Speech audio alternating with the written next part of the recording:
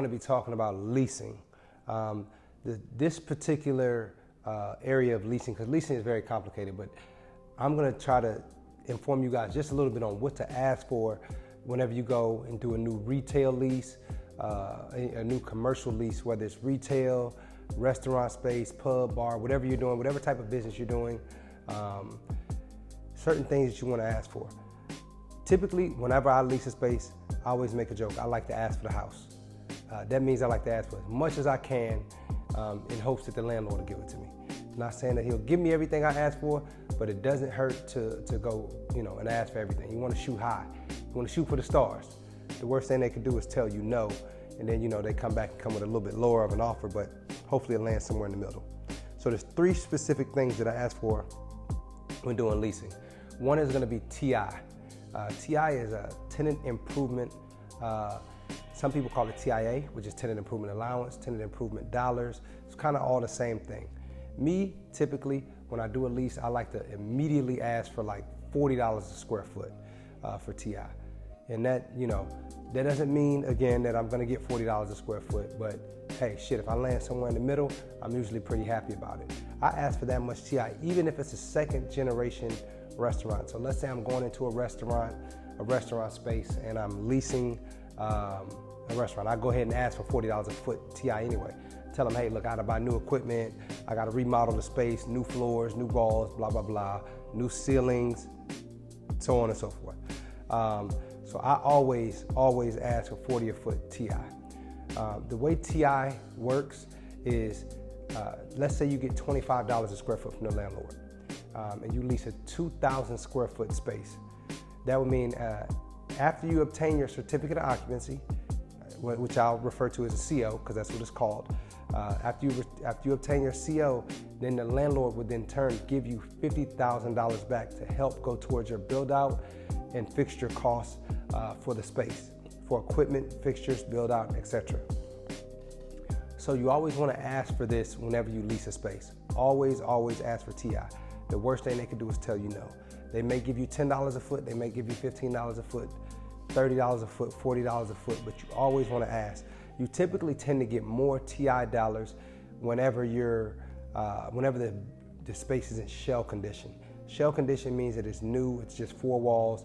They probably don't even have a demising wall yet.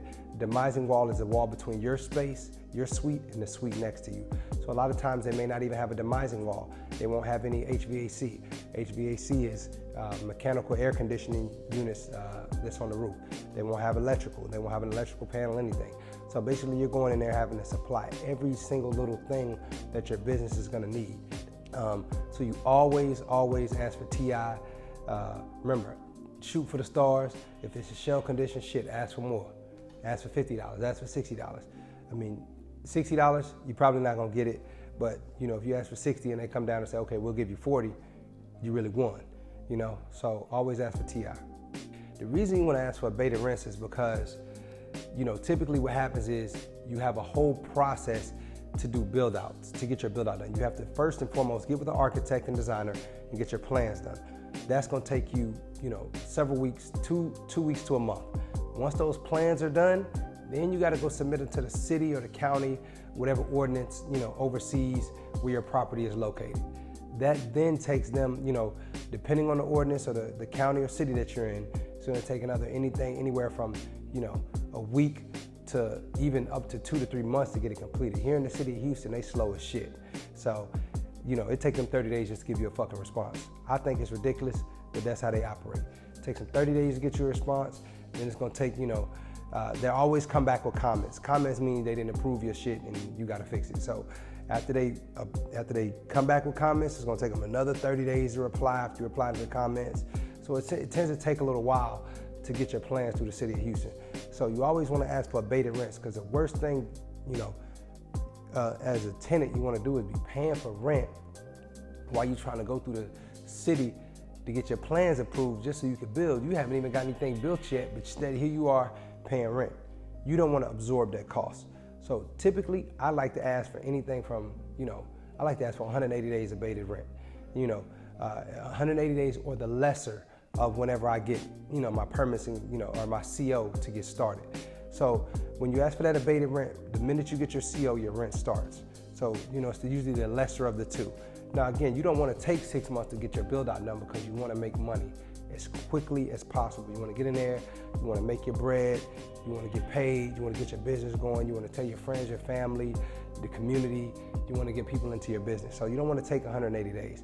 But of course you want to go ahead and ask for that 6 months off the rip, just in case it takes you that long to get your permits, to get your build out done, to get your certificate of occupancy. Because again, after you're done building, you have to go through inspections. That takes time.